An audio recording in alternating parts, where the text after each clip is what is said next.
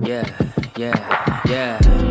Making her way to the mic. They start dimming the lights. You start feeling alright. From Birmingham, home of the Teddy Longs, and the room is stutters. More once you discover. For all of the lovers, Whitney Houston and Roman Reigns. For all of the lovers, and Mickey James and Marvin Gaye. For all of the lovers, and Sasha Banks, Janelle Monáe, Silk, Sonic, and Paige. Allow me to say, look, I just found a place, sweet escape. Every one of us, I was kinda late, cause I just made it off the struggle bus. Walking by the fate, cause I know it's right in front of us. Yo, I ain't with the hate, gotta focus on what's great. Ladies and gentlemen, Steph Hardy is on the air. Had to drop a couple bars just to make you all aware. So, sit back, relax, enjoy the show. You know I go by Joe or the rest of the flow, yeah.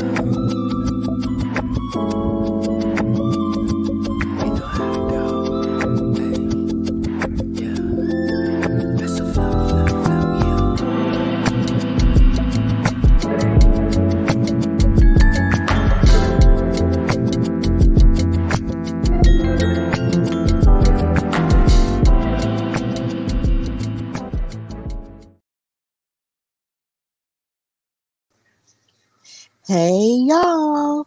Hey y'all, hey y'all, hey y'all. Emphasis on the y'all, because this is a Southern style Hardy Wrestling podcast with your girl Stephanie Hardy. Of course, if this is your first time listening, welcome and thank you for joining the vibe. And if this isn't your first time listening, thank you for continuing to support the vibe and the show and everything that's going on. Of course, I'm your girl Stephanie Hardy, the host and creator of this fabulous platform, as well as host and writer for Women's Wrestling Talk, the #1 women's wrestling show on the planet, as well as a color commentator for the Belladonna Division, Battle Club Pro, Black Girl Magic 2022, and soon to be Spartan Wrestling. And I am so happy to be with you guys on this Saturday afternoon, or whenever this episode reaches you. I'll greet you. Hey, how you doing? I hope you're doing okay. I've been struggling a bit. I've been on the struggle bus a bit. But the one thing that I learned a long time ago from my former college roommate, Brittany Myers, is that you don't dress or look like your situation. So I am doing my best to hold it all together as best as I can. And I'm really grateful for those who reached out on social media when I did share my feelings and did share the fact that I was feeling kind of down and sad. But either way, I'm really grateful for the fact that I am loved if I'm not anything else. So just thank you guys for your support and for your love for the show and for me as a person, as well as me as a creator as well, and just giving me that good energy. Now, this week has been a crazy week in the world of me, the content creator, as well as me, the host, and me, the Alabamian. Because, of course, if you know me, I'm from Birmingham, Alabama. And this week, the state of Alabama, my home state, was the center of a lot of controversy and the center of a viral moment that I will be getting into on this show. But, of course, if you are watching live on any one of my live platforms, which is YouTube, Facebook, Twitter, Twitch, wherever, thank you for watching. And, of course, chime in the comments if you hear something that resonates with you, or you hear something that you like, or you just want to pop into the conversation. Feel free to do that as well. And of course, feel free to comment after the show is posted and all of the above, so I can see all the lovely things that you guys have to say. I love reading the comments, so please feel free to do that. So yeah, this week in this segment in News and Gossipish, it's definitely going to be something different, okay? Because normally in News and Gossipish, I talk about all the news and gossip in wrestling and everything that's going on in that world. Because there's a lot that's happened between SummerSlam and All In and every other show that has to do with, wrestling and all of the above. But today, I just wanted to take some sweet time as Stephanie the Alabamian to talk about the Montgomery Riverfront Brawl, the Alabama Boat Brawl, the Montgomery Brawl, and all the different names that people have called it over the past week. Now, of course, if you've been on social media over the past week, you have seen all kinds of memes, posts, news articles, and so many different things about this fight that happened on a riverfront near a ferry called the Harriet in Montgomery, Alabama. So, of course, I talk about all the time how I'm from Alabama and I'm from Birmingham, 205 lit all day. But Montgomery is about an hour and a half away from me. So, I've been to Montgomery before. Montgomery is a pretty nice city for the most part. I almost went to college there. Shout out to Alabama State University because I did have some family members who did attend. And my boyfriend and his brother also attended there as well. So, Montgomery is a city that I have a lot of knowledge of, but never really like deep knowledge, but I just know of it due to the vicinity of it. Cause like I said, it's an hour and a half away. So Saturday was SummerSlam day, but then I was also on a road trip with my boyfriend, his mom, and his best friend and his wife. Shout out to Jeremy and Keymore, and Miss McCoy and Jock for his birthday, right? And so we passed Montgomery and everything on our way to this beautiful restaurant where they eat and also they throw rolls at you as a funny thing. I forgot the name of it, but literally it was probably the funnest experience I ever had. So on our way back, we were watching SummerSlam and all of the above, and of course we didn't know any of this was going on until maybe the next day. So I go on social media, after everything happened with SummerSlam, and I see that there has been a Montgomery Brawl, and I'm just like, what the heck is going on? And so I'm freaking out because I'm just like, what is happening and why is everybody freaking out about this? Now, for those who are watching this on video, if this is a little bit too graphic for you, I do apologize, but I do have to tell the story using the pictures. So in Montgomery on Saturday afternoon, there was this co-captain of the ferry, the Harriot, and I do not have his name right now, but he was trying to get these group of people who had their own little boat out here and to try to tell them to move out of the way because the ferry was coming. This was the co-captain. I'm gonna say this again, of the boat. And let me just say that I love that a black man is the co-captain of a ferry. Like, I think that's amazing, right? And this was on the Alabama River. So this ferry was coming in. These white people did not like that this man was telling them what to do because they didn't feel like moving or whatnot. It's also been heavily speculated and rumored that these white people might have called him the N-word while they were fussing at him after he told them to move. But either way, when one of them, of course, in this picture decided to walk up on him and fight him, he threw his hat in the air as if to signal that something crazy was about to go down. And he started fighting with this man. And as you can see, there's another man standing there watching this happen.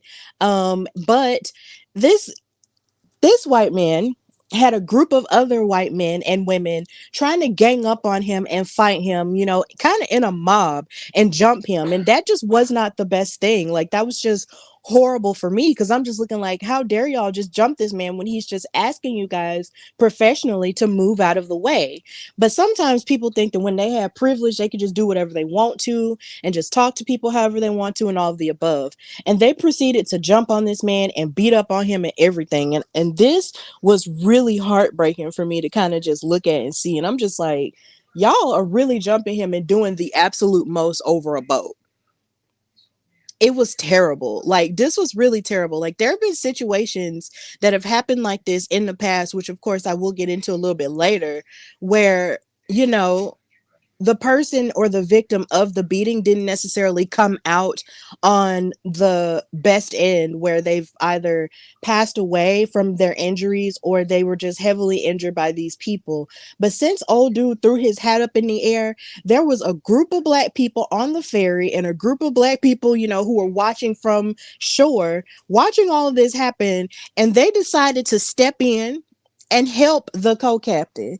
Now, you and I all know that as we watch wrestling, it doesn't make sense for a bunch of people to just start jumping on one person. That's like the Judgment Day, in their current iteration, jumping on Cody Rhodes and he has nobody to help him.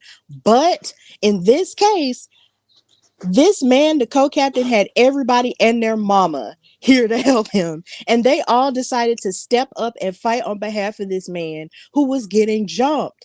And it was the most amazing thing I had ever seen. You had police officers, you had a whole slew of black men and also somewhat black women too coming in to help this man who was getting jumped. And this was overwhelming for me, but then it was also a great show of unity. I was rooting them on when I saw this video the entire time because I'm just like, you're not about to jump this man and just destroy him and just think that ain't nobody gonna you're not gonna get no kickback back from that. And what's so funny is these white people were getting ready to run away, and I'm sorry for whoever I'm offending by calling them white, but that's just the truth of the situation. Um, got mad, offended, and then they were just like trying to run away, and I'm just like, no, don't run now. Now that the odds are even, now y'all want to run. It's hilarious, really. It was just hilarious how all of this was just taking place in this video. But then the hilarity of the situation doesn't even stop there. As everybody gathered, you also had people jumping in with different objects trying to fight, people coming off of the ferry trying to fight on behalf of this man and everything. But then you also had a worker jump off of the Harriot boat, the Harriot ferry, and swim to this man's rescue. And this is a really young man. I come to find out he was a teenager, doing a summer job thing, which is to be commended, but I'm more than sure he didn't think that this was going to happen. But either way, he still jumped in, took his shoes off, swam in the river to try to help this man on the dock. Like, amazing stuff. This is amazing Black Avengers level stuff right here. Like, I just can't.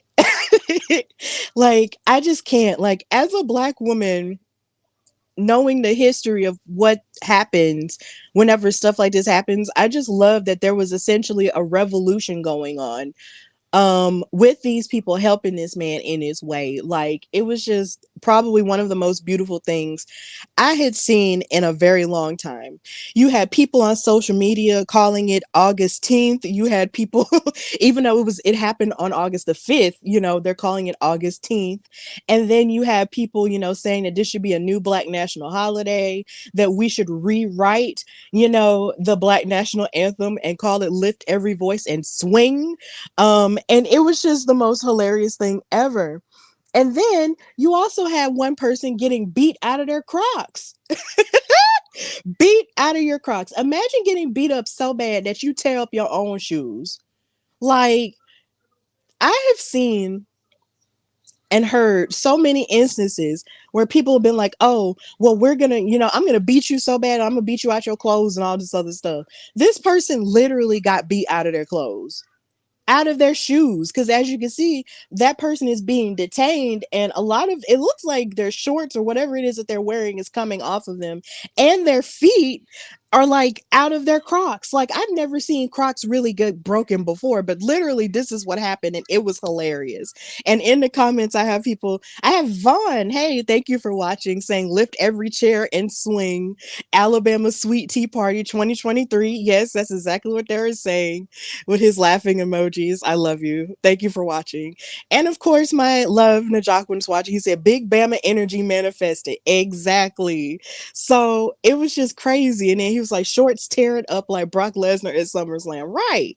And we're going to get to that later, but it was just craziness going all around. Like, you got your clothes beaten off of you. I know that is a different level of embarrassment. I know that has to be.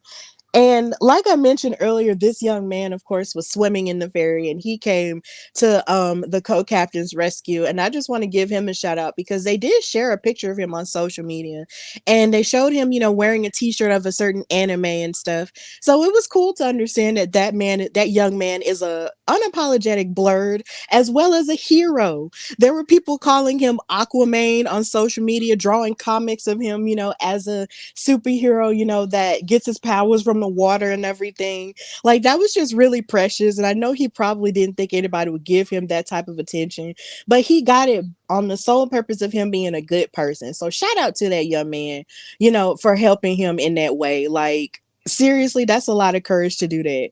And then what's so funny is someone I know who graduated from Berea College like me, joked and said, now which Berea alum jumped in that water and saved him? And it's so funny because if you go to Berea, you had to take a swimming class. You had to take a swimming test. Like, that was just, that's just mandatory for every student at the college. So it was just really funny to see all the ways in which people were just acting up with this whole entire situation. But yeah, This is the thing that took a lot of wrestling fans and a lot of regular people out too. You had Mr. Man here. People are calling him Chair Uncle. Come up and beat this man in the head. And I believe he also beat a woman too with a chair, a folding chair, a white folding chair. And he's beating this man and another woman up with the chair. Now, a lot of people feel like he took it too far. A lot of people felt like, oh, well, he did too much or whatever. But honestly, with everything that was happening, I don't think I really like can hold it against this man for using a weapon to defend him. Like all of these people were jumping this man. Like I can't like no. Okay, I just didn't feel like this was wrong. Maybe it's because of all of my years of watching wrestling, I've become numb to the idea of people picking up chairs and hitting people, but literally this was funny to me. And then what makes it even crazier was all the people making memes and stuff talking about how they're just going to bring a chair to every situation. Or if I send you chair emojis, just know that somebody's ass is about to get beat. Like, it's just the most hilarious thing on the planet to watch everybody just go crazy for Chair Uncle. And then once they had arrested and detained the white people, the group of white people who jumped on the co-captain, they were looking for the man who had beaten both of those people with that chair, and nobody was seeking to turn him in. But then I did see an update a few days ago saying that he had been arrested. But then I also saw an update on Twitter saying that he might have been set free. So I really don't know exactly what's going on with that situation. But I wasn't going to tell. I wasn't gonna tell, and wasn't nobody up here in Birmingham was gonna tell who he was, because we feel like he was in the right. We don't care, okay? Like whatever. You got beat with a chair, whatever. It was just hilarious to see people embrace the idea of chair beatings again. Because even in wrestling now, like they try their best to be careful with chair shots even now. Because of course in the past it's led to concussions and different injuries and stuff like that. But this man right here, he could have fit in the attitude era back then when they didn't care. Because he was going ham with this folded chair for no reason. It's just like Vaughn said, lift every chair and swing. That's what was going on here. It was hilarious. They even shared, I believe I have a picture here um in my show where they made a meme of the Martin Luther King Memorial at Washington DC, and they gave him a chair, and I'm just like, oh my god, like y'all are crazy. It was just hilarious. I'm gonna find it. Like I know I have it. I just had it. I don't know where it went just now, but either way, it was just hilarious stuff going on. But this also led to a lot of different, think pieces that Black people mostly wrote about it. And I do have to get to the meat of the situation and talk about, kind of what my life has been like as a Black Alabamian. And this is where this gets kind of serious. But I'm going to try to talk about it as lighthearted as I can, even though it is a pretty serious deal. So Montgomery is a pretty, notable city when it comes to the rights of Black people and the civil rights movement and fighting through different situations where Black people aren't being treated as fair. Because of course you think of the Montgomery bus boycott, which took place from 1955 to 1956, where numerous amounts of Black people decided not to take the bus for equal rights due to, of course, Rosa Parks being arrested for sitting at the front, which of course was against the law back then. And they protested and decided to walk everywhere for a whole year until they were given, their just due and their just rights. So Montgomery isn't new to this. They are true to this, okay? Like, this is stuff that we learned about in school, like where Black people in Montgomery really did, were at the center of fighting for their rights. Not even just Birmingham, but also Montgomery too. And it's just, revolutions happen everywhere, whether they be peaceful or violent. Black people have had to use tons of different ways to get their point across in order to be treated fairly, especially down here in the dirty South. And it's just crazy stuff. But just seeing all this and the history of everything that is taking place and how it comes back into today, it just makes a whole lot of sense that this would happen in Montgomery. I read an article via MSNBC where Of course, the city of Montgomery now is about 61% African American, but they say that even with, them being, the biggest part of the population, there's still the notion that anything that is racially charged could easily pop off at any point. Because there in Montgomery, there are multiple museums, such as I believe they have a lynching museum there to pay tribute to those lives who were lost um, via violence in that way. And another museum down there as well that they're afraid that could very well be torn up by any person that aligns with white supremacy.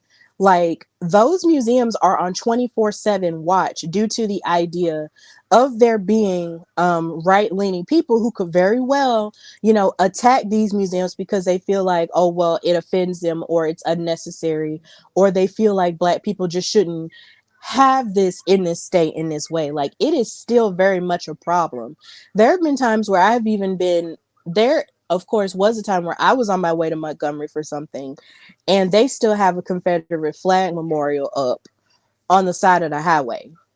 And it's literally really tough to see when you've spent your entire life in Alabama and you love your state and you love where you're from. But then, of course, there's still this complicated history where you're from doesn't check for you all the time. It's really, really rough. But knowing that you are of a people who fight back all of the time, it just means a whole lot. So with that in mind, I'm just going to continue with this level of the story, because even with Montgomery, you also have the famous Selma to Montgomery March, where Martin Luther King and a number of civil rights activists, including his wife Coretta Scott King, were marching for the right to vote.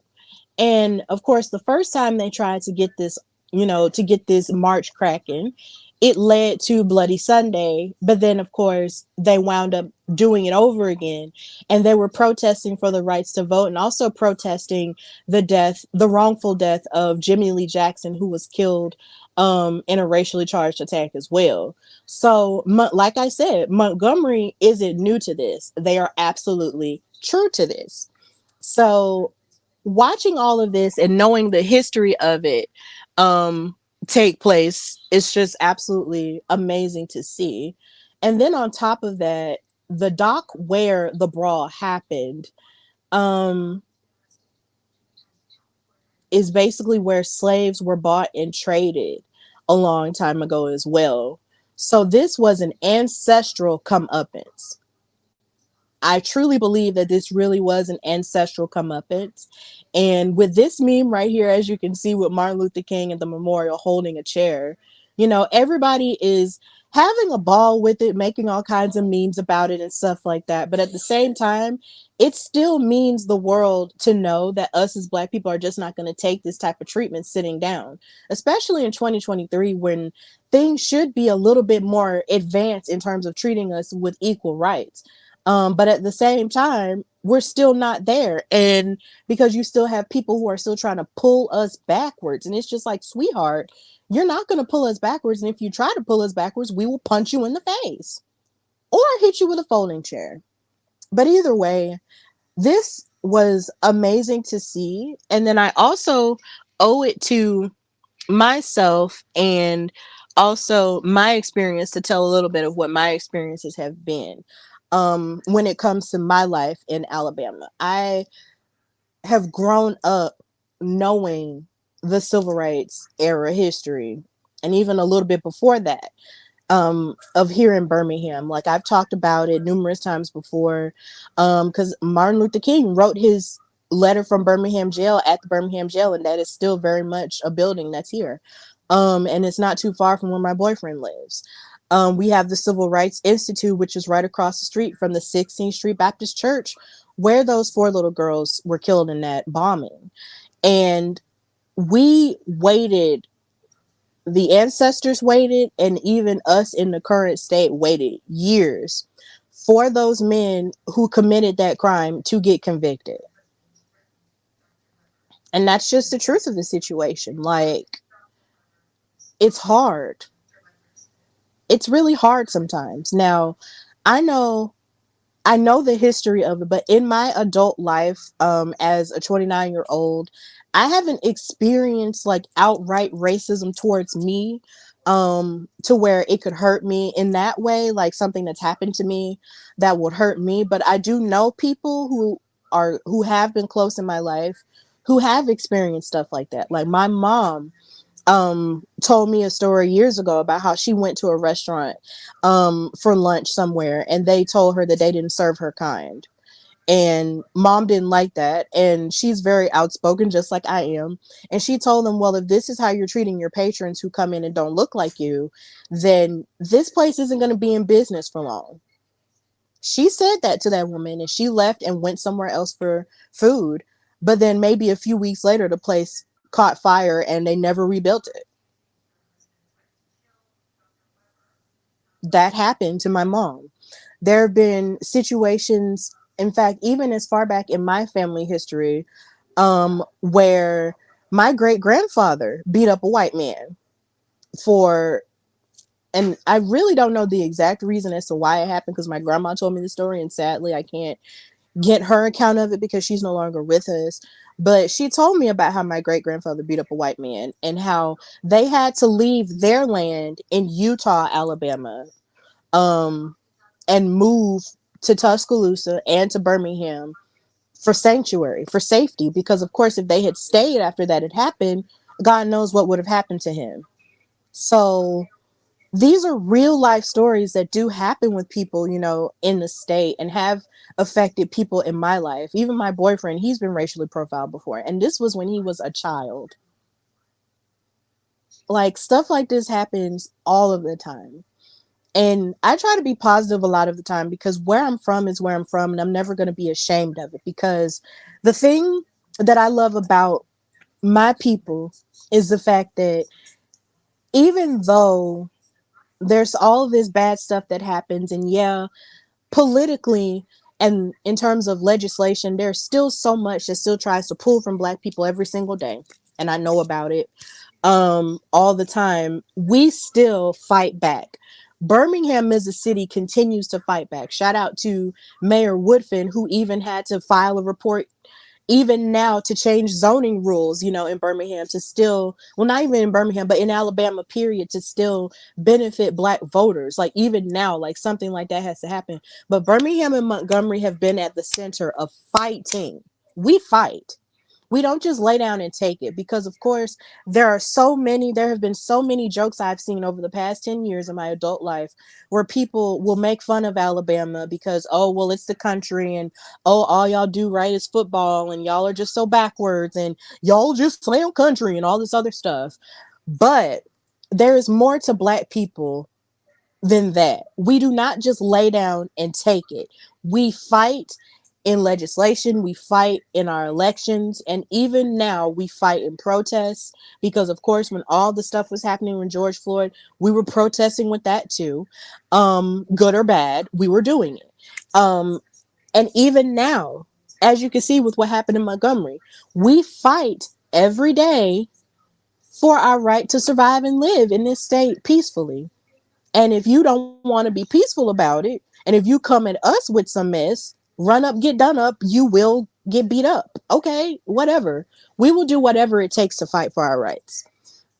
And I'm glad that now there's somewhat of a new narrative involving Alabama in that way. Us Black people, yeah, we live here, and yeah, we know it's not the greatest. And yeah, it does have its, stupid moments. But there are people here willingly working to pull it forward and pull it into the present day for us and for other people of color as well. So yeah, we're trying. We're trying really hard. Hook or by crook, we are trying. And even I'm trying even now. Like me creating this podcast is essentially kind of a part of that process. And knowing that just because I'm from Alabama doesn't mean that you can just poo me off to the side or think that I'm just, a country bumpkin or just, somebody who claims that they know a lot but then doesn't know a lot. Like, I'll never forget WrestleMania weekend when somebody who will remain nameless actually You know, ask me if I was from Birmingham, Alabama on purpose. Yeah, I am. It's definitely on purpose. My parents were born here. They gave birth to me and my sister here. And yeah, it's not the greatest, but it's still home. And as long as home is home, we're going to fight for it. We're going to fight for our peace of mind and we're going to fight for our rights. We do not just lay down and take it.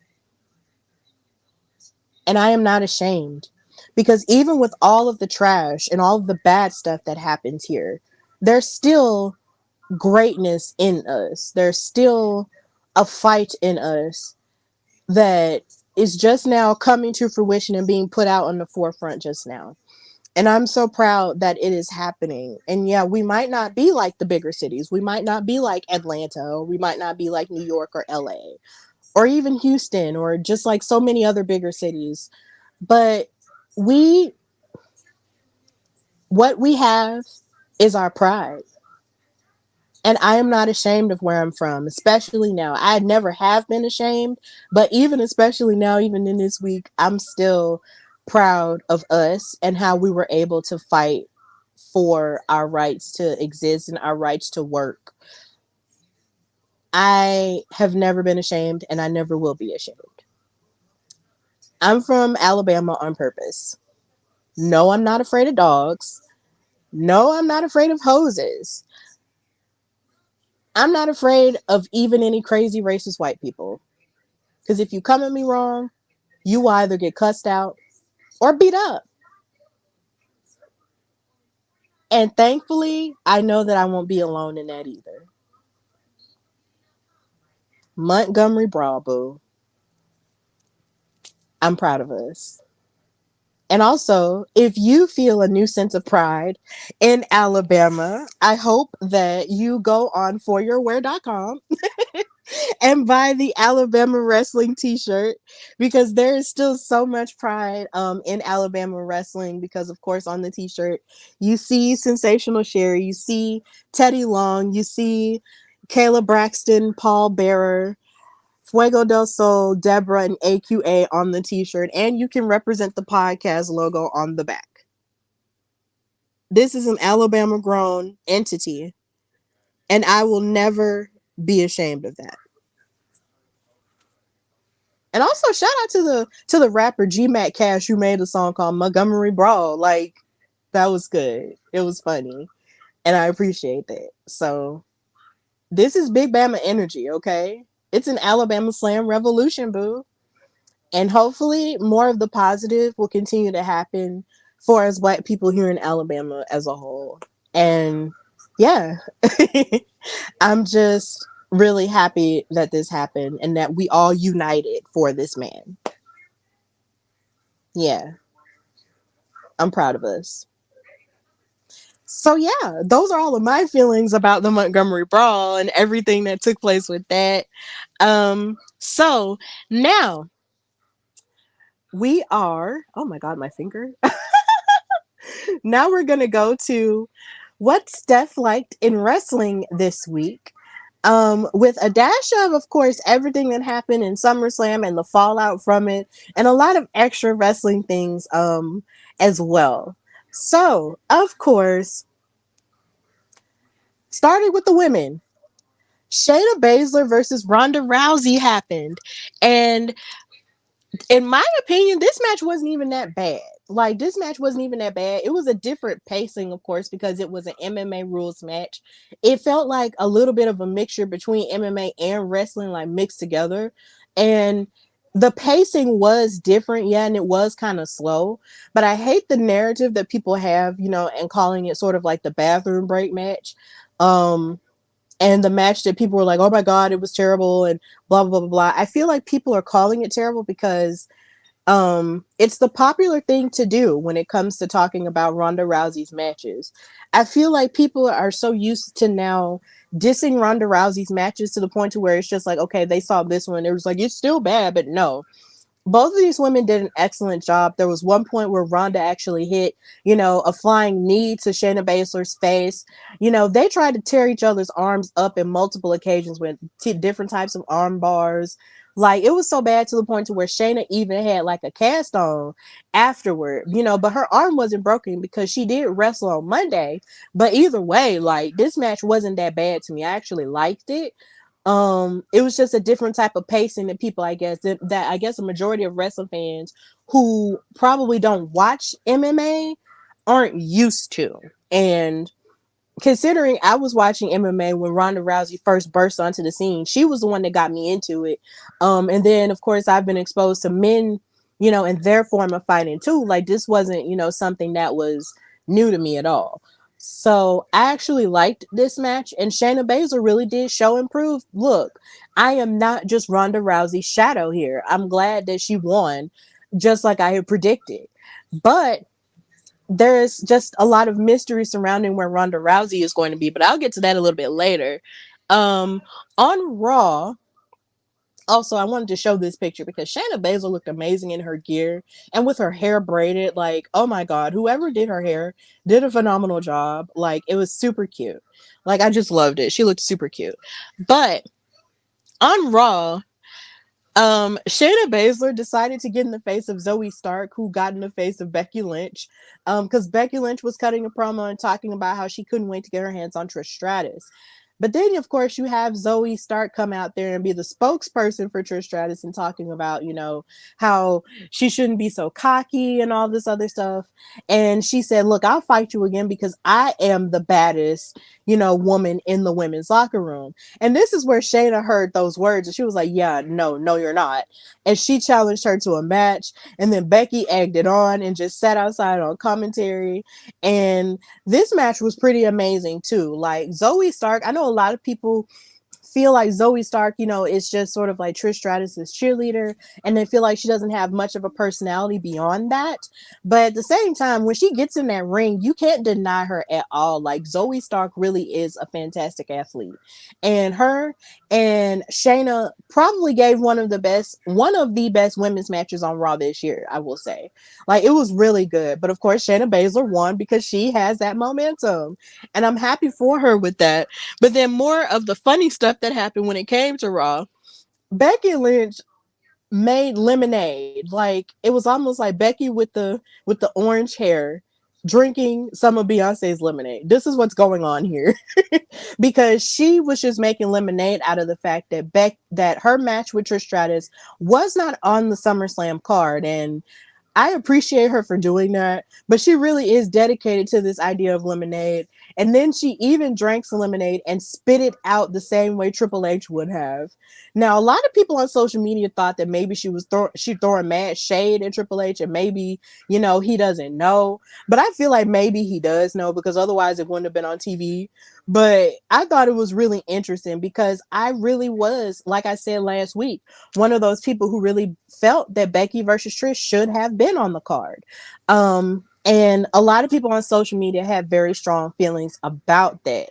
So it's clear that maybe Becky still has strong feelings about it, or she's just milking her strong feelings for television. But either way, it's still entertaining. And yeah, I can't wait for her and Trish to fight on Raw this coming week. But what I will say is this, though. I want to give a shout out to Emily May Heller, who is a correspondent who works for various wrestling media platforms like Women's Wrestling Talk, like Sportskeeda, and she's also worked for New Japan Strong, and you've seen her on AEW, and you've even seen her on WWE NXT recently, with Roxanne Perez. Even though she didn't really get to interview her that long, she still was on camera with her. And she's just been making the rounds and doing a phenomenal job. Emily May is my sis, and I just love seeing her succeed. She actually asked a question of Triple H involving, the women and sort of the somewhat lackadaisical representation they had with SummerSlam and just with women in general. And to a lot of people, he didn't have the best response to that question. I love that they made that picture of her asking a question. He said, I don't see the difference whether it's a male talent or a female talent. I see them as all the same. But it felt so weird for Triple H to say that, considering, you know, a lot of the time when he was running NXT, he was trying, you know, it felt like there was a concerted effort to show more of what the women could do on a level of which that wasn't happening on the main roster in comparison back then. So for him to sort of say that in response to Emily's well thought out question in the press conference as to what was going on with the choice of not having Becky and Trish on the card, even though she did not say that, it was still, you know, weird for him to pattern that answer like that. But either way, I still want to give her credit where credit is due, because she asked him a question. She also asked Paul Heyman a question, I believe, if I'm not mistaken, and he threw the lei, you know, that he was wearing at her, and she was able to keep it and wear it. So shout out to my co-host on the Wow Superheroes after show, and just all around amazing woman, Emily May, for getting her interview on. But she is not the only person who I will be giving credit to on this episode of the Hardy Wrestling Podcast for getting their journalism on during SummerSlam weekend. And I can't wait to get to that part. But I do wonder what is going to happen with Ronda Rousey in WWE, because there were all the rumors of her saying that if she did wrap up her WWE career, you know, she would want to fight Shayna and, you know, put her over in that way. And then, of course, now she's wrestled Shayna. Shayna beat her, and now she has disappeared. Like, I'm wondering what else will come from her. Like, is she really finished? Or will she come to get her lick back on Shayna? Like, I feel like if that was the way that she left, like, I would feel kind of sad about that, because I really was a fan of her from her UFC days, like I mentioned earlier, and into her run as a WWE superstar the first time. Now, the second time had a little bit to be desired, because some of the time she looked like, you know, maybe her mind was somewhere else, or other people didn't want her to be there. They felt like the quality of her work really wasn't all the way fully there. But either way, I hope that Ronda Rousey isn't just going out with a whimper. And I'm probably, you know, the only person who feels that way. But I really hope that she isn't just going out having been defeated by Shayna Baszler, and then that's just it. So, yeah. A part of me hopes that she's just isn't done in WWE just yet. But yeah, who knows? We'll just have to see about that. But also, a reaction that I had for SummerSlam was, of course, the cash in of the Money in the Bank contract of Io Sky onto Bianca Belair after the triple threat match involving Bianca, Charlotte Flair, and Asuka for the women's championship. This was really surprising and very emotional, because Bianca tried to fight tooth and nail against Charlotte and Asuka for the title she felt like she should have been got a rematch for. And then she almost got injured with her knee or whatever. And it was just like, she was screaming, and I thought for sure, oh my God, she really is hurt. Like, this really scared me. But then she fought on through and wound up defeating and pinning Asuka for that title. So Bianca really did become the champion. But it didn't last that long, because, of course, she couldn't get up after defeating Asuka. And then Io decided to cash in her Money in the Bank briefcase, and Bayley was out there rooting her on the whole time. And she cashed it in. She hit her splash, her backflip splash, which is so impressive, and covered Bianca for the 1, 2, 3. And now Io Sky is the new women's champion. You love to see it, because she really has worked her way up. Because I'll never forget the first time I saw her in the Mae Young Classic. I believe it was the second iteration of the Mae Young Classic, if I'm not mistaken. Like, she was really impressive from that. And then she stayed in NXT, and she won, you know, the tag team titles. And she was even an NXT women's champion at a time. You know, like, so she really did work her way up, and she is fantastic when she gets in that ring and starts flying. Like, Miss Ma'am is everything. And I'm glad that she won, even though she's technically a heel. Even though she's technically a bad guy and Damage Control is a heel faction or whatever. I am happy for her, because, you know, she won and she earned it. And then this also leaves the women's Money in the Bank record at 100%, which basically means that every woman who has ever won the Money in the Bank briefcase has always cashed in successfully, which is great, which is amazing, and a feat that that the men's Money in the Bank doesn't necessarily have. Like, that's really cool. I like that. And Io, kept that going. And what's even more amazing about it, as she was celebrating, with her Damage Control sisters, Dakota Kai came out of the audience, and this got a roaring, you know, ovation, because she had been out with an injury for a long period of time, and there's still no timeline for when she'll be back in the ring. But of course, she came to celebrate with Io in this way. And this was really magical simply because of the fact that these three women made their debut or re-debut on the main roster as Damage Control a year ago at SummerSlam. So for this to happen and for them to be celebrating with Io in this way, which makes, it pegs her as a new star, was just an amazing moment, and it was very heartfelt and beautiful. You can see the looks on Bayley and Dakota's faces. They are so happy for her. And I think that's a very beautiful thing. Women can be happy for each other with their successes. So this was just amazing to see. So congratulations to Io. But I still feel sad about my Bianca though, because I wanted her to get her title back so bad. But, it just wasn't meant for her to do. Then on top of them making their debut at SummerSlam last year, they were causing heck for Bianca last year too. So just like they caused heck for Bianca and tried to jump on her last year, but Becky came to her rescue, they continue to bully her and beat up on her in order to take the title away from her at this SummerSlam.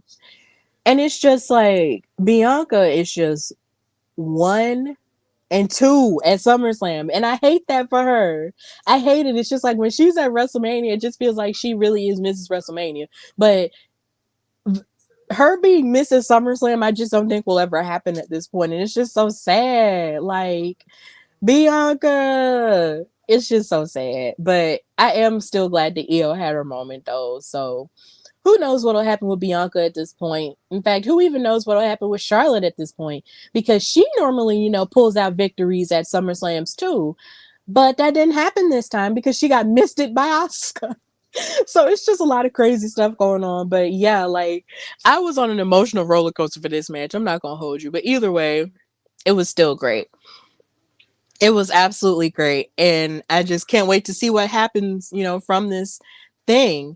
And then on top of that, on SmackDown last night, Io and Damage Control basically damaged Asuka and Charlotte even further in their match at the beginning of the show and hit them with like a springboard. I don't want to call it a springboard drop kick. That's not what it's called. But she hit a double drop kick onto both women after jumping off of the top rope, and then hit a double kip up because she could, and just caused more damage, just like in Damage Control. And I feel like this is just a fresh coat of paint for this faction who we thought really was going to get wrapped up, this year. Like, we thought Bayley was going to mess it up for Io because she just kept taking credit and saying, "Oh, well, we're the champion. We're Miss Money in the Bank," and blah, blah, blah, blah, blah. And I'm just like, girl, if you mess this up for Io, you better count your days, sis. But yeah, like, this is a fresh coat of paint for Damage Control. Dakota is back to a certain degree. Um and yeah, like, I just love where this is headed for them. And also I want to give another shout out to Stephanie Hypes, who is a media member. I forgot which media platform she represented at SummerSlam. Forgive me. Charge it to my head and not to my heart. But she even asked Dakota at the press conference, like, "Are you back? Are you back? And I love how she said that, because that sounds like something I would say, because I like to double up words. Like, are you kind of back, but are you not really back? No, you say back.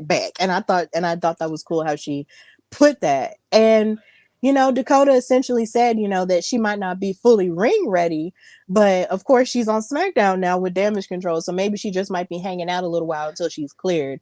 But either way, I just wanted to give a shout out to Stephanie Hypes for being able to ask that question and being here again, a part of the representation of women at these press conferences and at these press junkets. Like, it meant the world to see her, to see my name twin there. Like, it really did mean a whole lot. So big ups to her for answering that question and sort of manifesting that for Dakota Kai and Damage Control. So as far as the men go in SummerSlam, Cody Rhodes beat Brock Lesnar. I can't believe I can even say that with a straight face, but this is, of course, their third fight this year. And Cody Rhodes actually, manifested, well, not manifested, he channeled the polka dots within and beat Brock Lesnar.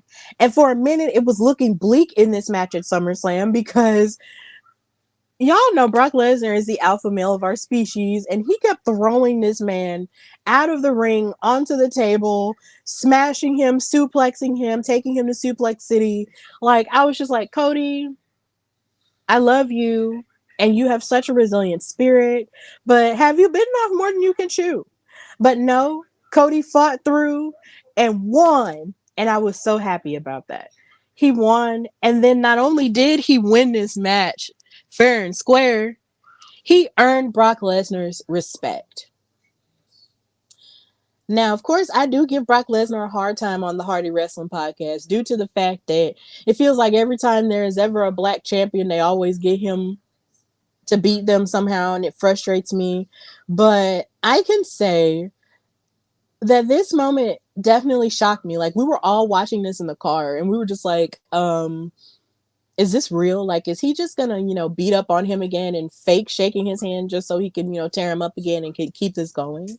But there was something about this match that just felt final to me. These guys have fought each other three times at Backlash, at Night of Champions, and now here at SummerSlam. So him shaking his hand and respecting the fact that, Cody didn't give up was a really nice gesture. And then, beautifully enough, in a full circle moment, it was kind of the way that their feud started. It started with Cody having Brock Lesnar as a tag team partner, only for Brock Lesnar to attack him after, or at least before the match they were supposed to have the night after WrestleMania. They were holding hands and shaking hands. And that's how it started. So now it makes sense that this is how it would end, with them holding hands, shaking hands, and being nice to each other. So yeah, that was really cool. But also, when it came to Cody Rhodes on Raw, he cut a promo at the very beginning of Raw, and he talked about, now what his mind is on now that he's finished feuding with Brock Lesnar. And he sort of alluded to the idea that he wants to come back and, you know, possibly fight Roman Reigns and stuff like that. But then before he was able to talk about it, he was interrupted by Mr. Seth Rollins. And what irritated me low-key about this was the fact that Seth Rollins, oh wait, before I get to that part, Seth Rollins decided to get in his face and was all like, oh well, you need to blah blah blah blah. But I'm gonna get to that a little bit later. I also want to give a loving and huge shout out to Nikki Bougie, Big Barbie Nikki Bougie, who was also at the press conference for SummerSlam and also doing press junket for Women's Wrestling Talk. She's the senior writer for Women's Wrestling Talk, and so we've worked together a couple of times. And at WrestleMania weekend, I had the pleasure of meeting her in person. And I love her so much. She's someone who wants to fight for me a lot of the time. Whenever I talk about, how people might get on my nerves and stuff, like we really have a sisterhood brewing that I love. So, and just having her support during this tough time has meant a lot. And just watching her on SummerSlam ask a question to Cody Rhodes, and ask him about the interaction that he had with Bianca Belair when he came back at WrestleMania last year, like, was just so cool. Like, when Nikki, said, hey, it's Big Barbie, I was just like, ah! I started screaming in the car and I started sobbing and like literally crying because I was just so happy for her, because she said, like, once she got to be there, like, she was going to ask a question, and I'm so happy that they gave her that opportunity, because of course the press conferences are run like on a timetable and stuff. And Byron was saying, well, maybe, maybe one more. And Cody was like, yeah, let's ask the newbie. And so Nikki was the newbie, and Nikki got to ask the question, and I was just like, "Oh my god, yay!"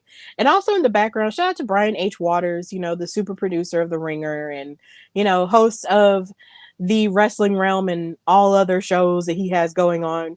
Like he was there too, and it was really cool to see him, and it was really cool to see Ciendol representing those wrestling girls there as well. Like that was just an amazing time where I got to see so many of my colleagues and friends, on Peacock and on YouTube, like, you know, congregating this space that is mostly, made up of men or mostly made up of white men. Like there were even other media, representatives, for radio stations and stuff like that who were, African American or of color or of a different gender that was there. And I just loved seeing that representation. And I hope it just continues to get better and better.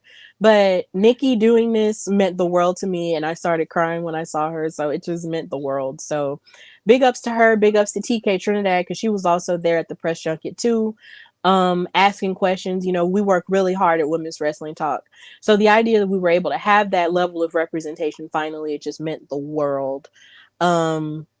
To me in my heart. So big ups to Nikki in that question and just to her as a person, period. Like I love her so much. So yeah. Seth and Finn. This might be a long episode, y'all, but bear with me. Seth Rollins and Finn Balor in their possibly last match too at SummerSlam for the World Heavyweight title.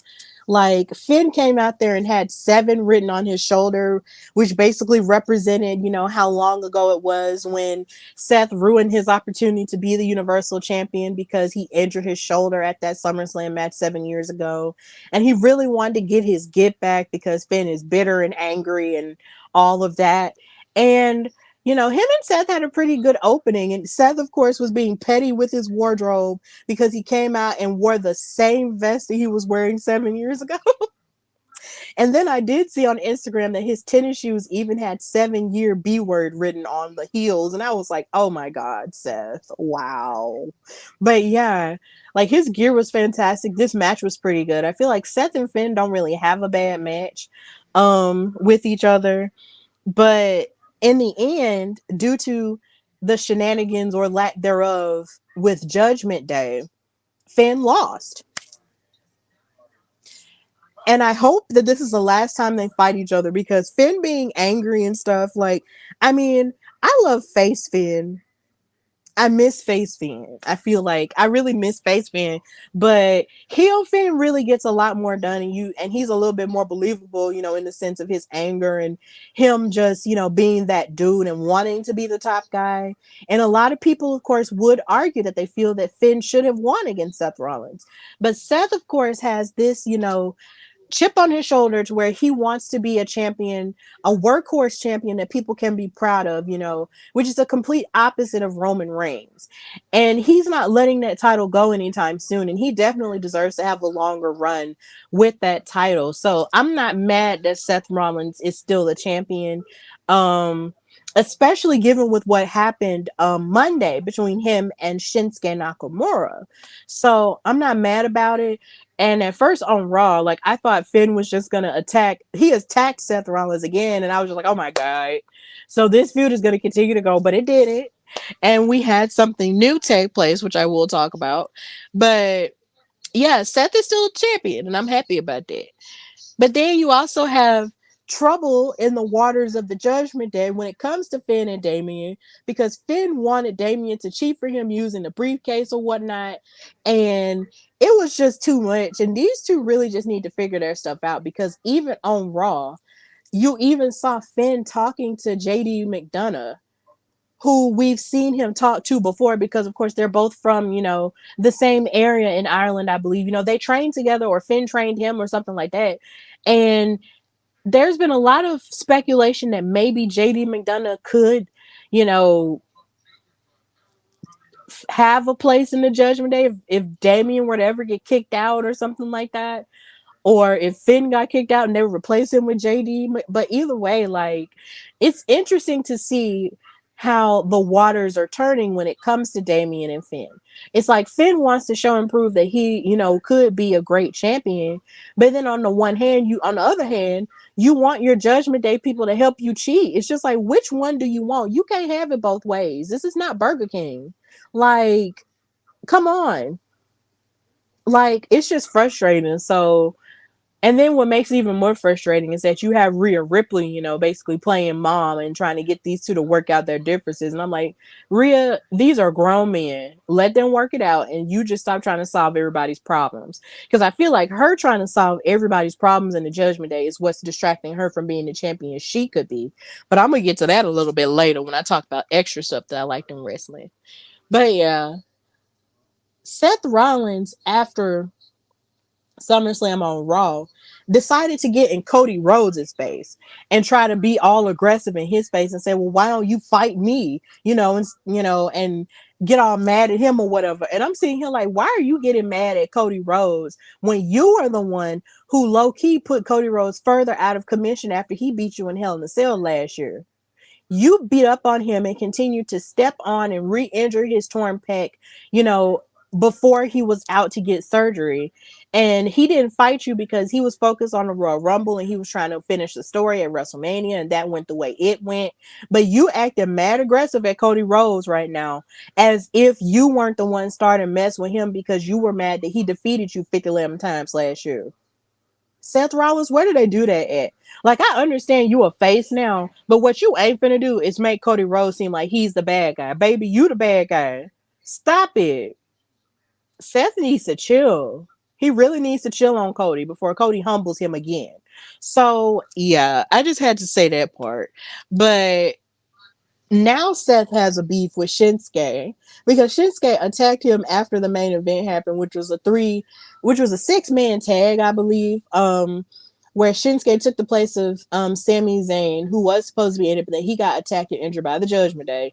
And he took the place of Sami. So it was Shinsuke, Cody, and Seth versus the Judgment Day. And they beat them and they won. And as they were trying to force a celebration, Shinsuke attacked Seth. And I was just like, you know what? This is why I'm glad the World Heavyweight Championship exists, because it gives other wrestlers a chance to challenge for a high level title that isn't being held hostage by Mr. Man, Roman Reigns, who's going to have everybody, protect him and all of the above.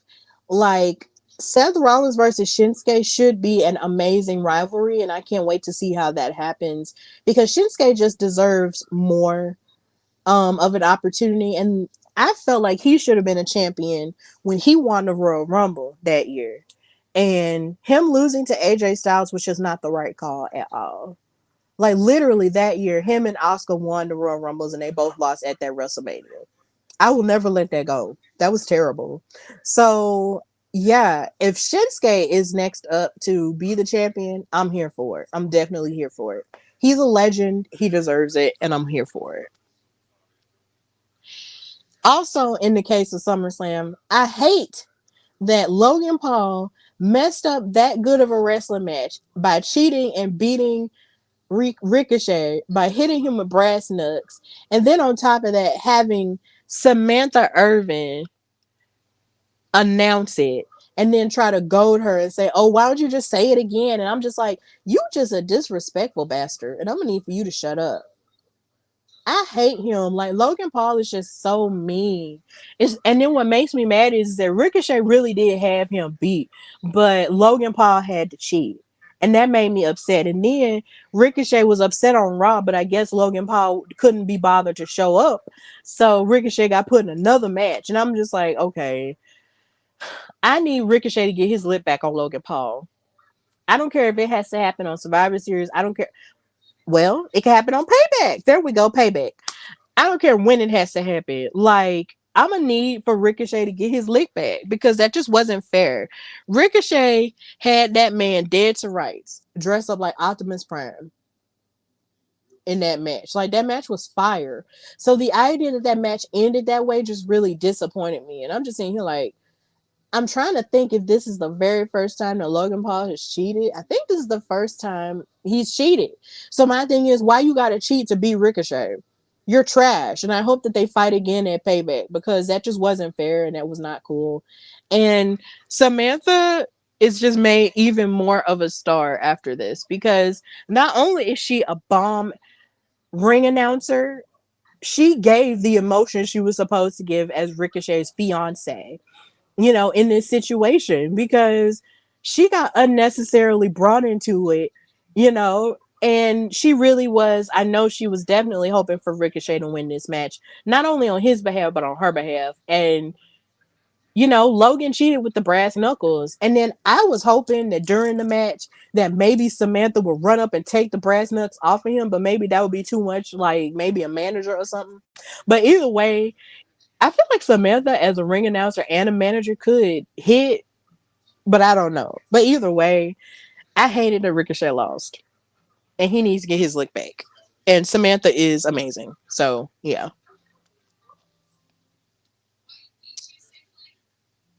And just to talk about extra stuff that I loved in wrestling this week, I love that Chad Gable became the number one contender to the Intercontinental title that's being held by Gunther in his hometown of Minneapolis in front of his family. That was really cool. And then he got a chance to actually pin Ciampa with his patented suplexes. Like Chad Gable really is that guy, and we really just need to really appreciate him a whole lot more. And I'm glad that he really is next up because when he fought Gunther a few weeks ago in that 5 minute challenge and then fought him in the rematch afterward, he really showed and proved why he could be, the next Intercontinental Champion because he really gave Gunther a run for his money. So I'm glad that he has this opportunity. I'm really happy for him. And the fact that he won it in his hometown just makes it even better. So shout out to Chad Gable and the Alpha Academy for this win. And hopefully more will come of it in the future. So big ups to him for that. Um, then of course you had LA Knight. Yeah. He won the Slim Jim Battle Royal, which here, like I mentioned last week, how I felt like the Battle Royal was unnecessary. I'm not gonna get into that today. LA Knight won, and that was really cool. And I believe he might have eliminated the Miz, and he didn't like that. And so the Miz literally hates how he's being treated like a star now because, his merchandise is selling. People are popping for him and yelling his name and stuff. Like the Miz really hates it. So on Raw, they had probably one of the best promos I've ever seen in a while. And the Miz literally called LA Knight out for being disrespectful towards the OGs and saying that you don't shake my hand and you don't act like, and give me the respect that I deserve as somebody who's been here for a long time. And you know what happened to me when I did that? Like I was thrown out of a locker room and I was, I had to pay my dues and blah, blah, blah. And then he even told LA Knight, when I'm pretty sure he stole this from online, he told LA Knight that he was nothing more than an attitude era cosplay, show act thing. And I was just like, you mad rude for that. You are mad rude for that. But LA Knight got him right together and told him, you know, I'm that dude right now and you just need to hush. But if you really want to fight me, I'm not going anywhere. And he's right about that because this week, LA Knight is so popular that he was on Raw and SmackDown. He's really that guy, that people want to see at this point. And the thing that I hate that the Miz was doing, like he was making it seem like he was just gonna be a flash in the pan. No, in this promo, LA Knight basically said that he is a dangerous man and that the reason why he's dangerous because he worked and waited for the right opportunity to show up and be that guy. And if you watch him online, if you watch TikToks online, you can see all the random places that LA Knight popped up in commercials, in TV shows, being an extra for various, scenes and things like in movies and such. LA Knight, when he wasn't doing wrestling stuff as Eli Drake, he was working his way up in this entertainment industry. And that's something I can respect, is the fact that when he couldn't do what his dreams really were, he worked his way up and did what he could and got his preparation together until the right opportunity came. And I respect that about him. And I feel like more of people on screen need to respect that about him too, and not just think, oh, well, he's just a combination of Stone Cold and he's just a combination of The Rock or whatever. Okay. But what if LA Knight really is just being himself and it just reminds you of that and he's not being a carbon copy of these people? Maybe LA Knight is just cool because he's just cool. Maybe people find him cool because they love his viral abilities to just get over, naturally because he worked his way up and because people like saying, yeah, and people like saying his name. Maybe that's all it takes for people at this point. People are feeling him.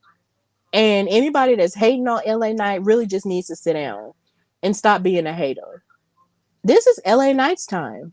And we should just enjoy it for what it is and not just overthink on what we think it is. Just let LA Knight be great. Because I bet you if he wasn't getting any pops, y'all would still be roasting him. And y'all would be like, well, he's not doing enough and he's not this and he's not that and blah, blah, blah, blah, blah, blah, blah. But he's popping off and you feel like it's too good to be true. Shut up. Just shut up. Dang. Yeah. So yeah, like that was a really good segment. And then of course, like I said, LA Knight did show up on SmackDown, but that was cool. But we got to get to brass tacks here when it comes to Jimmy Uso and his stupid hating behind. So when it comes to SummerSlam, Jimmy Uso ruined the opportunity for his brother Jay to become the tribal chief and the new undisputed champion out of jealousy. But then he lied on SmackDown yesterday and said that he did it because he loved him, because he didn't want the power to corrupt him or whatever. Yo, when this happened, I kid you not, I didn't think it was going to be Jimmy. I thought that maybe it was going to be like another random Fatu that was just going to show up because God knows there's so many of them.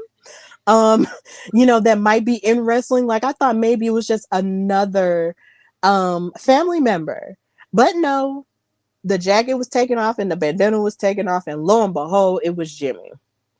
Imagine your biggest op being your family. It's painful. It's really painful. And you can tell by Jay's face, it was really painful. Jay had Roman dead to right, and he was ready to beat him. He was this close, y'all. Only to get screwed over by your own twin brother who you shared your mama's womb with. I was so pissed off. I was so pissed off. And then for him to go on SmackDown last night and say that he did it because he loved him. I did it because I was afraid I was going to lose you and the Usos wasn't going to be the Usos no more, and because I didn't want you to be corrupted. It's like I said on the after show on Women's Wrestling Talk. Go back and watch it if you haven't. Power only corrupts people who want to be corrupted. If you want the power to corrupt you and if you want to use that power for nefarious means, then you're going to use it for nefarious means. But if Jay had won, he probably could have turned the family a new leaf. He could have broken generational curses with that. Like Roman wouldn't have had the ammunition to manipulate the family the way he's been doing.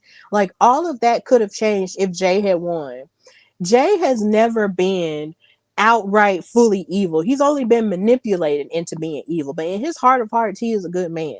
So the idea that his twin brother didn't believe in him and didn't believe that he was going to be, a better tribal chief than Roman was just BS to me. And then the fact that he said he did it out of love was also BS to me too. You didn't do that mess out of love. You did that out of jealousy, because it's like I said on the show, like that conversation that him and Jay had about, of course, before Jay decided to be on the side of his brother and leave the bloodline for good. That conversation that Jay had where he told him that it was always about him as the older brother. You was always the prom king. You were always the all-American football guy. You were always the successful one that people were telling me to follow and take after and all the other stuff.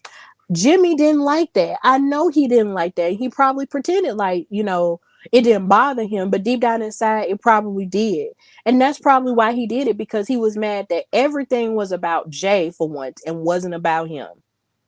That's what it was. He was mad that wasn't nobody checking for him after he did what he did, but everybody was checking for Jay. That's really what it was. And I would have preferred if he was honest about it as opposed to lying to his own brother's face. Imagine lying to somebody who looked just like you. That is an L upon another L upon another L.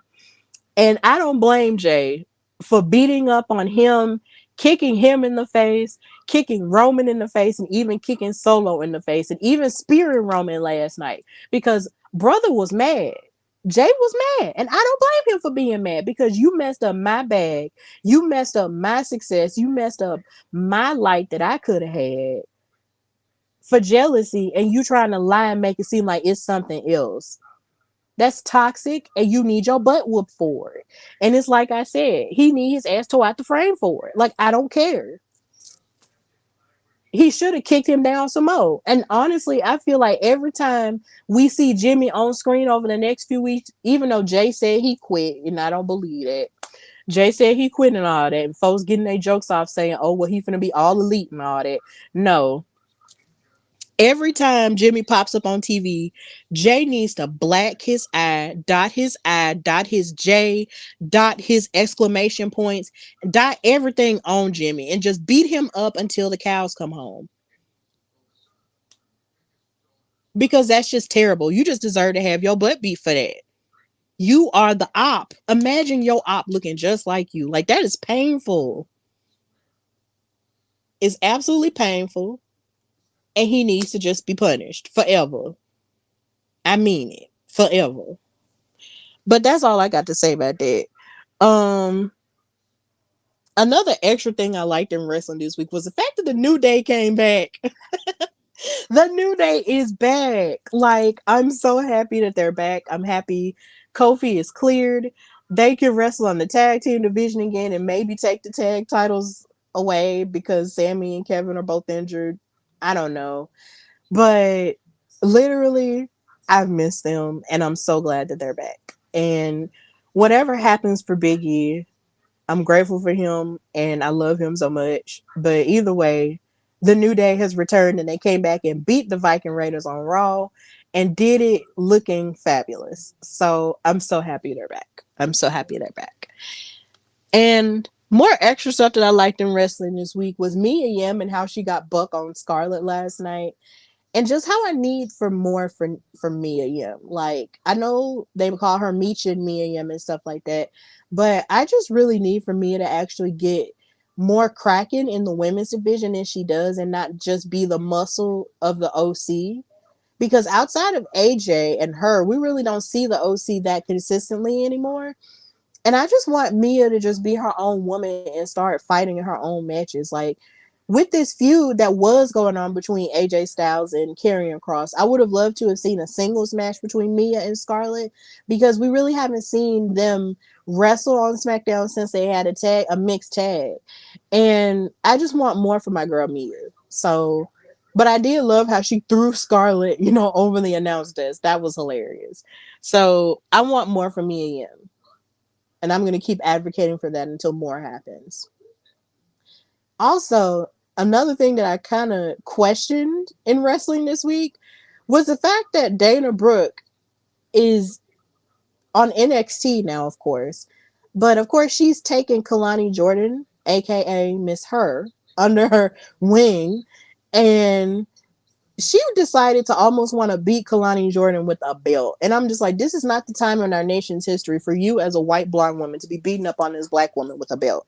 That's not going to work. That's not going to work. So I'm going to need for you to chill out. And maybe, I like the fact that this is Dana Brooke having more of an edge in her character. I'm glad this is happening for her. But you are not going to get anywhere in this point hitting Kalani Jordan with a belt. Not today. So I'm going to need for her to chill. I can understand you being upset that Kalani didn't win against Blair Davenport, but she has the rest of her career to beat on Blair Davenport and everyone else. But you, Miss Ma'am, with the belt, this isn't going to work. No. Dana Brooke needs to chill. She really needs to chill. Also, another thing I liked in wrestling this week was the fact that Trick Williams ate up Ilya Dragunov on the mic.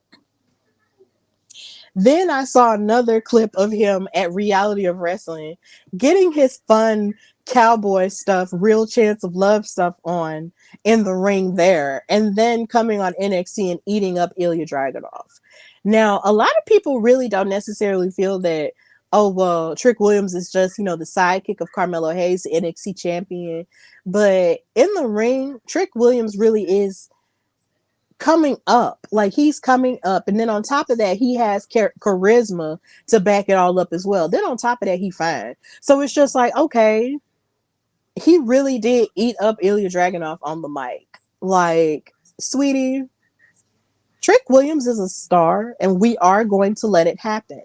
We're gonna let it happen. Now, I don't know if he'll like beat Ilya Dragunov, but from the way he was talking to him this past Tuesday, I'm inclined to believe that he just might.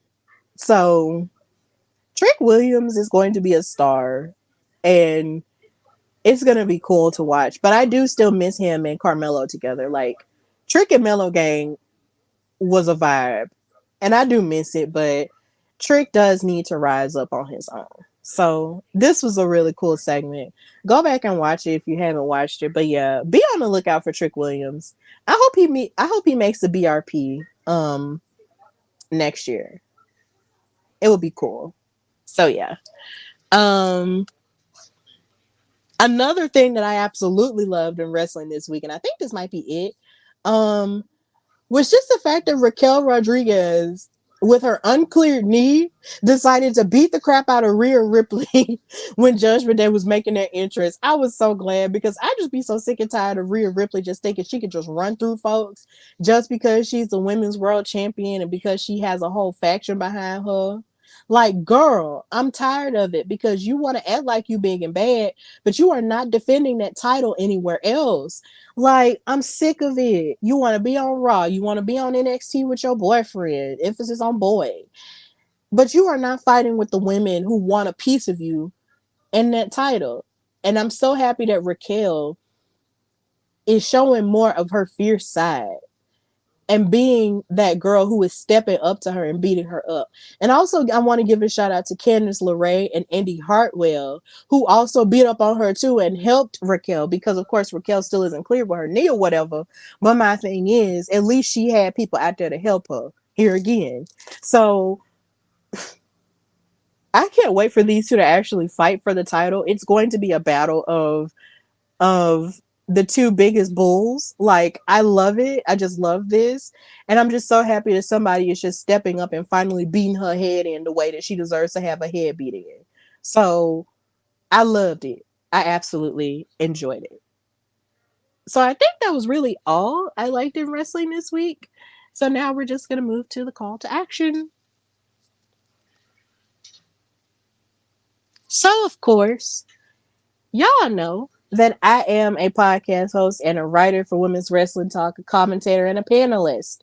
These are all the places that I've been and all the places that I've been blessed to, share my voice with. So please, if you guys want to book me for any one of your wrestling events, any one of your panels that's centered on wrestling or anything else like that, book me by emailing me at hardywrestlingpodcast@gmail.com or DM me on Instagram or X/Twitter at Queen Steph Hardy, and we'll get it cracking. And I'll share with you what my rates are, and I can share my calm, my chill, positive, and passionate and Southern voice to your promotion or your panel or whatever it is that you want me for. I am here for work, and I'm here to make wrestling a better place with my voice. So yeah, book your girl. Book your girl. And of course, like I said earlier, well, not earlier, earlier, I will be color commentating in a few weeks at Spartan Wrestling in Gaston, Alabama on August the 26th. I will be commentating with Luis Torres, and I'm so excited about that. So please get your tickets and gather at that show in the 300 Arena at the Gaston Mall at 100, well, Jesus Christ, that was really, really weird the way I said that. 1001 Rainbow Drive, Gaston, Alabama 35901, and come to the 300 Arena and enjoy Spartan Wrestling. They're a pretty cool promotion here in Alabama, and I'm happy to be lending my voice to them on color commentary. So please check out that show. And of course, after the show or before the show, if you want to say hi, you can say hi to me. I'm friendly. It'll be fine. It'll be great. So, just reach out, say hi. And, I hope you guys enjoy hearing my voice, if you're watching it outside or if you watch it later. So, yeah, that's going to be cool. And I can't wait to get that popping. And of course, if you want to support the brand, you can buy some of my merchandise at For Your Wear.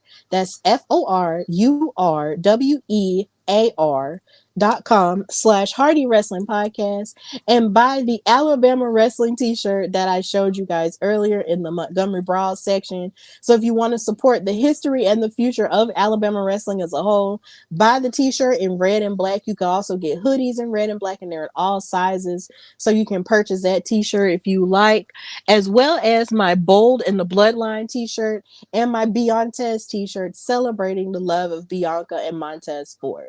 So buy those t-shirts at foryourwear.com/Hardy Wrestling Podcast and just continue to support the brand if you like. So yeah. And of course, if you want to hear more of my lovely voice, you can follow Women's Wrestling Talk, the number one women's wrestling show on the planet. And you can listen to the Wow Superheroes After Show every Monday, going live at 7 p.m. Eastern, 6 p.m. Central Standard Time with me, Katrina Blake of In Cat We Trust, and Emily May Heller, who I mentioned earlier in the show. And you can catch me on Fridays live with Drian Santana, our editor-in-chief, on the SmackDown After Show, where we talk about all of the happenings of the Blue brand. So be on the lookout for that. And also check out any of the articles I've written for the website in the past. I'm still, trying to get my writing stuff off the ground a little bit, but continue to support me as a writer too. So we're just doing amazing things over there at Women's Wrestling Talk. So continue to support the brand as it continues to evolve. So with that in mind, this has been the Hardy Wrestling Podcast with your girl, Stephanie Hardy. And I just here again want to thank everybody who's been, supportive of me during my hard time and stuff. And I will continue to be here to give you all the latest news and gossipish and everything that's going on in wrestling as long as I can. And yeah, just continue to support me in my wrestling journey and just wrestling as a whole, because there's a lot of fun stuff happening, in various promotions. Just continue to just support and love on wrestling as much as we can, instead of hating on it a lot of the time. Yeah, talk about the stuff that you don't like. By all means do that, but just don't destroy it to the point to where it's coming off like you don't like wrestling. Be positive about it. Be more positive about it, and be more positive about yourself. Think positive thoughts about yourself, and please know that if you are going through a hard time, that there is going to be a light at the end of the tunnel. I know, because I'm still trying to find my light at the end of the tunnel right now. But either way, it's there and you will find it. So don't give up. And yeah, this has been the Hardy Wrestling Podcast with your girl, Stephanie Hardy. And until next time, bye, y'all. Listen everywhere. Follow on Instagram and X. Support the brand. Bye for real.